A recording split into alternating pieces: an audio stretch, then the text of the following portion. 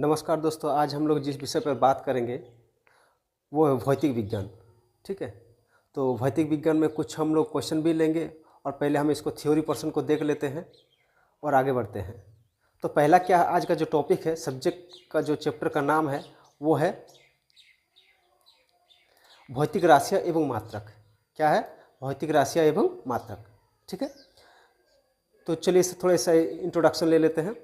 भौतिक राशियाँ वे राशियाँ होते हैं जिसका मापा जा सकता है। क्या होता है? जिसको मापा जा सकता है और जिसका संख्यात्मक मान हो, जिसका संख्यात्मक मान हो या उसका इकाई होती है, वे क्या होता है? भौतिक राशि होते हैं। इसे प्राकृतिक पहलू का वर्णन करती है। इसे भौतिक परिघटनाओं को समझने और व्यक्त करने के लिए उपयोगी होते हैं। उसे क्या कहेंगे? भौतिक राशियाँ। ठीक है,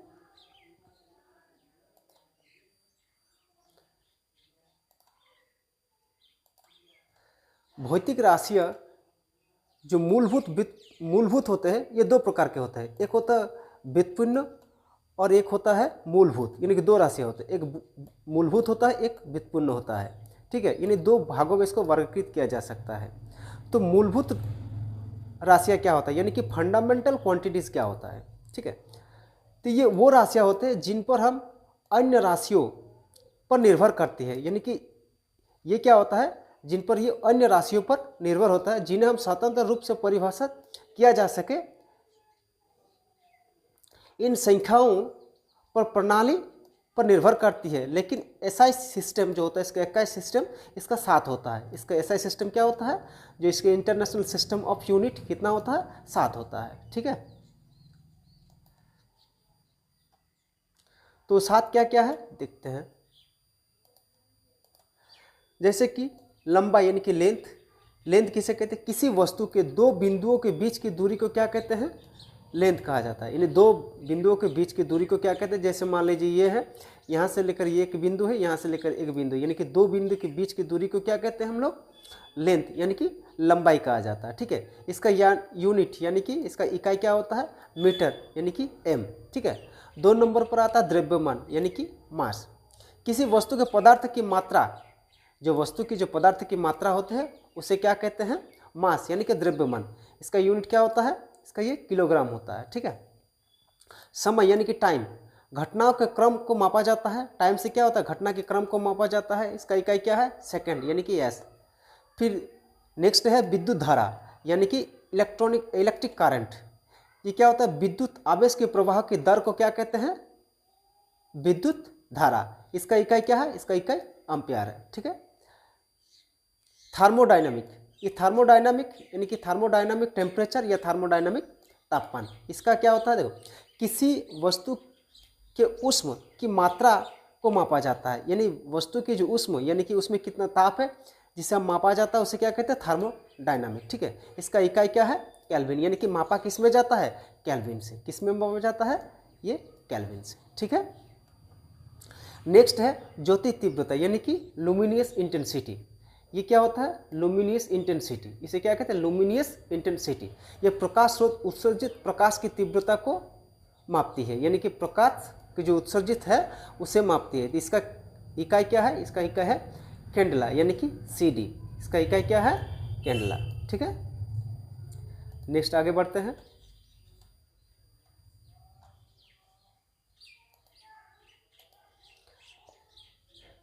फिर पदार्थ की मात्रा है, ये अमाउंट ऑफ सब्सटेंस। पदार्थ की मात्रा क्या होता है? Amount of substance. ठीक है, यानी किसी पदार्थ की कणों, परमाणु, अणु, आयन इत्यादि की संख्या, इसे क्या कहते हैं? पदार्थ की मात्रा कौन कौन है? ये परमाणु, अणु और आयन इत्यादि की संख्या को क्या कहते हैं? पदार्थ की मात्रा। इसे किसे मापा जाता है? मोल से। क्या है? मोल।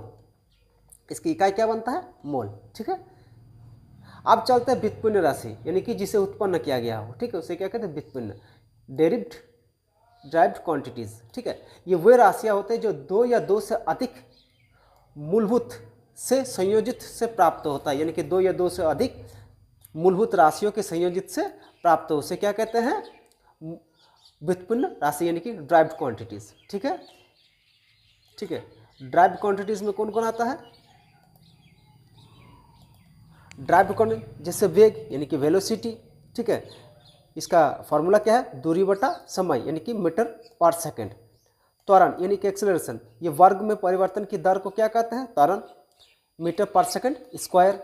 बल यानी कि फोर्स, इसका फॉर्मूला क्या है, द्रव्यमान इंटू त्वरण यानी कि केजी मीटर पर सेकेंड स्क्वायर, इसको किससे मापा जाता है, न्यूटन्स, ठीक है।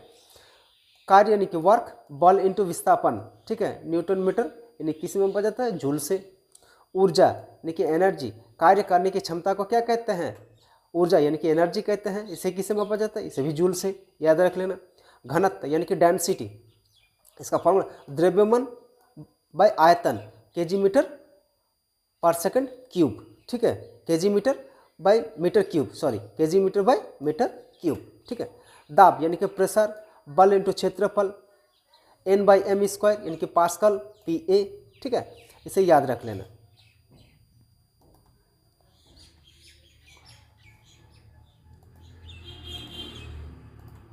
अब क्या, जैसे सापेक्ष यानी कि दोनों राशि के जो भौतिक राशियां विज्ञान के प्रकृति की व्याख्या और मॉडलिंग के लिए आवश्यकता का उपकरण है। इनका मापन और विश्लेषण भौतिक विज्ञान की नींव है, यानी कि इसका जो विश्लेषक निकला वो यह है कि मापन और विश्लेषक भौतिक विज्ञान की नींव है, यानी कि ये बेस है, ठीक है। चलिए, व्युत्पन्न भौतिक राशियाँ ये वे राशियाँ होती हैं, फिर से उन्होंने एक डेफिनेशन दिया है कि व्युत्पन्न राशि भौतिक राशियाँ ये वे राशियाँ होते हैं जो संयोजन से प्राप्त होती है, इसे मूलभूत राशियों के स्वतंत्र माना जाता है, अर्थात ये अन्य राशियों से परिभाषित नहीं किया जा सकता है। इसे व्युत्पन्न राशियों की परिभाषा करने के लिए गणितीय सूत्र और मूलभूत राशियों का प्रयोग करना पड़ेगा, यानी कि इसे डिफाइन करने के लिए हमें क्या, गणितीय मूलभूत और मूलभूत राशियों से सहायता लेनी पड़ेगी, ठीक है। आगे बढ़ते हैं।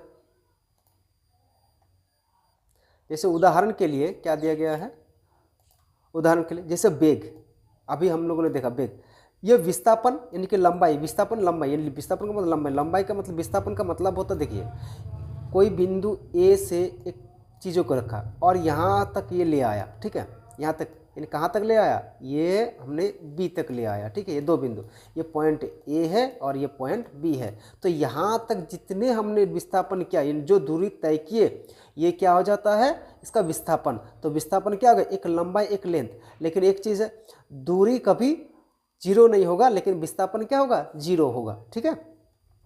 तो ये विस्थापन लंबाई को समय से विभाजित करके प्राप्त किया जाता है। क्या होता है, समय से विभाजित करके प्राप्त किया, इसीलिए वेग एक व्युत्पन्न राशि हो गया, ठीक है। विस्थापन क्या, समय के साथ हमने विभाजन किया, ये क्योंकि यह लंबाई और समय दो मूलभूत राशियों पर निर्भर करता है, ठीक है। क्या है, लंबाई और समय, यानी कि विस्थापन किसे कहते हैं, समय के दूरी के साथ समय में परिवर्तन, उसे क्या कहेंगे हम लोग, विस्थापन। तो ये क्या हो जाता है, लंबाई और समय ये दोनों दो मूलभूत राशियों पर निर्भर है, इसीलिए इसे क्या कहेंगे, व्युत्पन्न, ठीक है। त्वरण, ये वेग में परिवर्तन की दर को क्या कहते हैं, त्वरण कहा जाता है। वेग में परिवर्तन दर को क्या कहते हैं, त्वरण। वेग परिवर्तन को समय से विभाजित करना है, चूंकि वे वेग समय स्वयं एक क्या है, व्युत्पन्न राशि है, और त्वरण भी एक क्या हो गया, व्युत्पन्न राशि हो गया, ठीक है। दूसरा क्या है, बल। बल द्रव्यमान मूलभूत और त्वरण व्युत्पन्न, इन दोनों का मिलन हुआ, ये गुणनफल से परिभाषित किया गया। तो इसीलिए क्या हो गया, F equal to M A, M F का मतलब फोर्स, एम का मतलब मास और ए का मतलब एक्सेलरेशन, ये सभी एक व्युत्पन्न राशि है, ठीक है।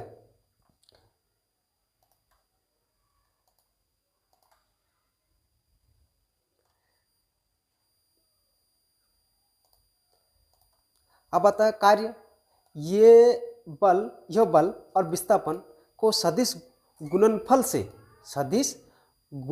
के रूप में परिभाषित किया गया है।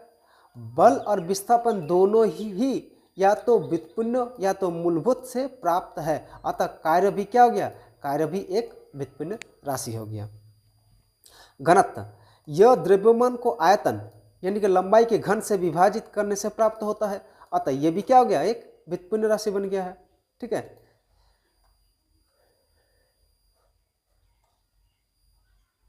इसका सफिक्स क्या है, सफिक्स का मतलब इसका निष्कर्ष क्या है, यानी किसी भी भौतिक राशि को अगर मूलभूत राशियों से संयोजित से परिभाषित किया जाता है यानी जा सकता है तो वह व्युत्पन्न राशि होता है, यानी कि है। ये मूलभूत राशियों की संख्या कम होती है, मूलभूत राशियों की संख्या कम होती है, जैसे लंबाई, द्रव्यमान, समय, विद्युत धारा, तापमान, पदार्थ की मात्रा, ज्योति तीव्रता, लेकिन व्युत्पन्न राशियों की संख्या अनंत हो सकती है, यानी कि इसी कैलकुलेशन से अनेक राशि हम लोग निकाल सकते हैं। ठीक है, अब देखो भौतिक राशियों की दो श्रेणियों में वर्गीकृत किया गया है, एक सदिश राशि, दूसरा अदिश राशि। ठीक है, एक सदिश राशि और एक अदिश राशि। ठीक है,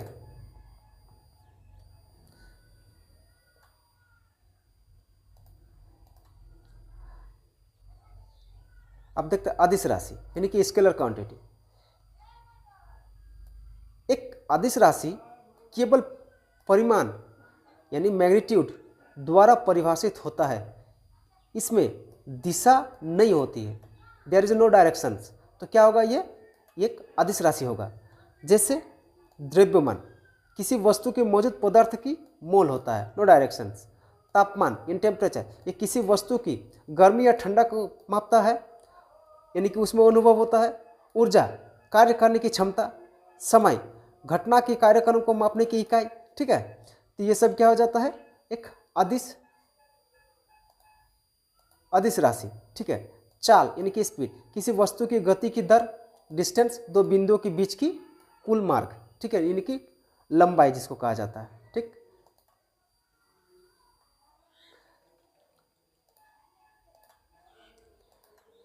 अब क्या होता है, सदिश राशि यानी कि वेक्टर क्वांटिटी। ठीक है, एक सदिश राशि परिणाम और दिशा दोनों परिभाषित होते हैं, यानी कि दोनों हैं। इसे एक और तीर यानी कि एरो द्वारा दर्शाया गया है, जहां तीर का लंबाई परिणाम को और तीर की दिशा को दर्शाती है, उसे क्या कहेंगे हम लोग, सदिश राशि। ठीक है, उसे क्या कहेंगे हम लोग, सदिश राशि। ठीक है, विस्थापन सदिश राशि में कौन, विस्थापन डिस्प्लेसमेंट। प्रारंभिक और अंतिम बिंदु के बीच की न्यूनतम दूरी को क्या कहेंगे हम लोग, विस्थापन कहेंगे। ठीक है, तो ये क्या बन गया, एक सदिश राशि। वेग यानी वेलोसिटी किसी वस्तु की गति की दर और उसकी दिशा। ठीक है, त्वरण एक्सेलरेशन वेग में परिवर्तन दर को क्या कहते हैं, उसकी एक्सेलरेशन कहा जाता है, तो इसका दिशा है। फोर्स किसी वस्तु की लगाया गया धक्का या खिंचाव जिसका परिणाम और दिशा दोनों होता है, तो ये क्या बन गया, एक सदिश राशि। वेग यानी मोमेंटम किसी गतिमान वस्तु की जड़त्व की मापा जाता है, किसी वस्तु की जड़त्व। ठीक है, तो ये क्या हो गया, एक सदिश राशि हो गया। ठीक है, निष्कर्ष क्या है इसका, निष्कर्ष है संक्षेप में क्या है, अदिश राशियों को केवल एक ही संख्या द्वारा व्यक्त किया जाता है, जबकि सदिश राशि को संख्या और दिशा दोनों से व्यक्त किया जाता है। ठीक है, अब क्लियर हो गया है। अब कुछ सवाल पकड़ लेते हैं। ठीक है,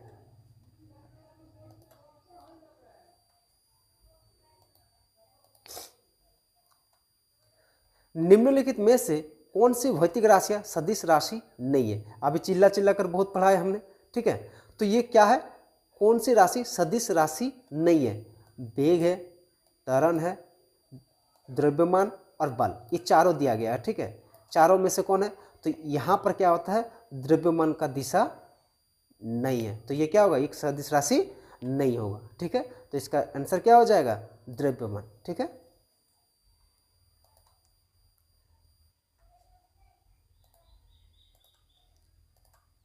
नेक्स्ट क्या है, एसआई मात्रक प्रणाली की लंबाई का मात्रक क्या है, यानी कि एसआई सिस्टम जो इंटरनेशनल सिस्टम ऑफ यूनिट का जो इकाई है, यूनिट है, वो लंबाई का क्या है। ठीक है, मीटर है, किलोग्राम है, सेकंड है, एम्पियर है। अभी हमने बताया किलोग्राम, सेकंड, एम्पियर, सबको पता है, तो क्या हो जाएगा इसका आंसर, मीटर। ठीक है, आंसर क्या होगा इसका, मीटर हो जाएगा। ठीक,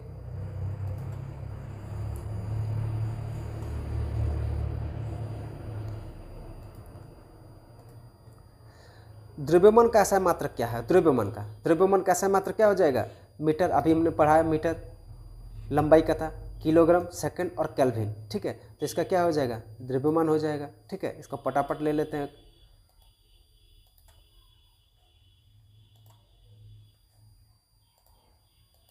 अब समय का ऐसा मात्रक क्या होगा? Metre, kilogram, second, ampere. तो क्या हो जाएगा इसका? सेकंड हो जाएगा।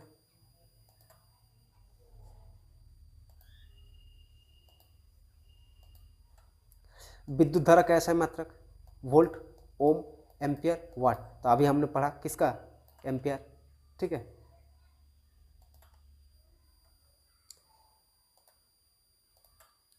तापमान का ऐसा मात्रक क्या है? सेल्सियस है, फ़ारेनहाइट है, केल्विन है और रैंकिंग है। तो क्या हो जाएगा इसका? केल्विन।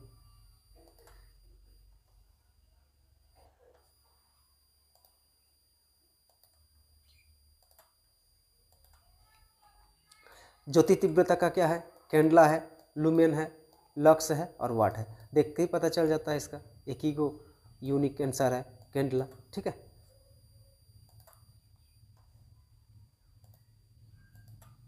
पदार्थ की ऐसा मात्रक क्या है? पदार्थ के सभी को पता है, ग्राम है, मोल है, किलोग्राम और लीटर। तो क्या आ जाएगा इसका? पदार्थ सब्सटेंस का मोल।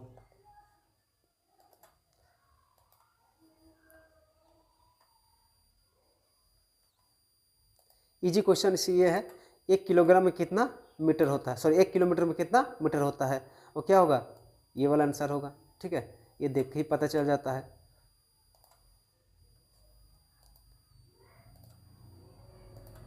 इसका क्या होगा? 1 किलोग्राम में कितना ग्राम होता है? 1 किलोग्राम में 1000 ग्राम होगा।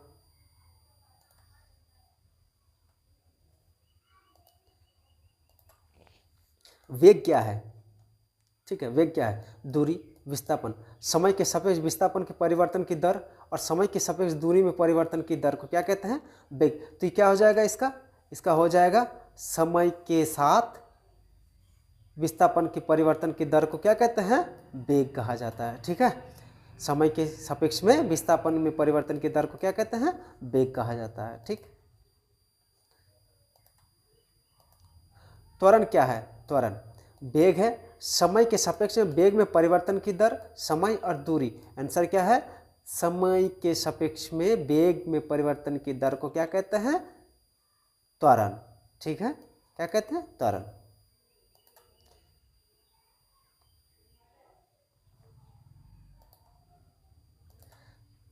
बल का ऐसा मात्रक क्या है? जूल है, पास्कल, न्यूटन और वाट। तो क्या आ जाएगा इसका? न्यूटन, बचपन से पढ़ते हो।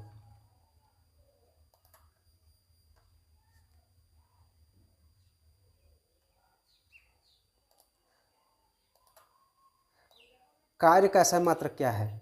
वाट है, जूल है, न्यूटन और पास्कल। क्या होगा? जूल।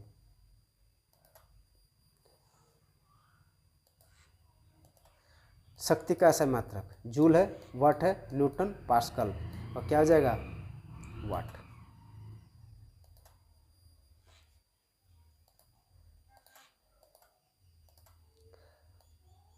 दाब का ऐसा मात्रक क्या है? न्यूटन, पास्कल, जूल, वाट। अभी हम लोगों ने इसी को छोड़ा है, पास्कल।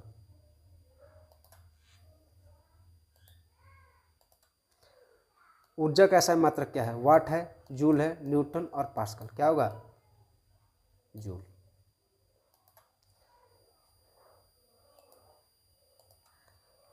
आवृत्ति का ऐसा मात्रक क्या है? हर्ट्ज है, सेकंड है, मीटर और किलोग्राम। तो क्या हो जाएगा इसका? हर्ट्ज, ठीक है। क्या हो जाएगा? हर्ट्ज।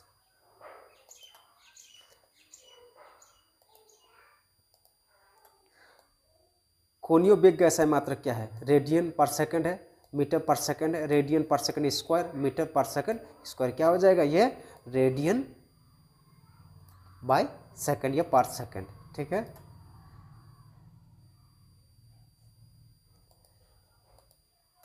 घनत्व का ऐसा मात्रक क्या है? Kilogram metre cube, kilogram metre square, metre cube is kilogram, metre square by kilogram. तो क्या आ जाएगा इसका? ये आ जाएगा घनत्व, जैसे ही बोला तो ये आ जाएगा मीटर किलोग्राम स्क्वायर, ठीक। ये था पूरा क्वेश्चंस।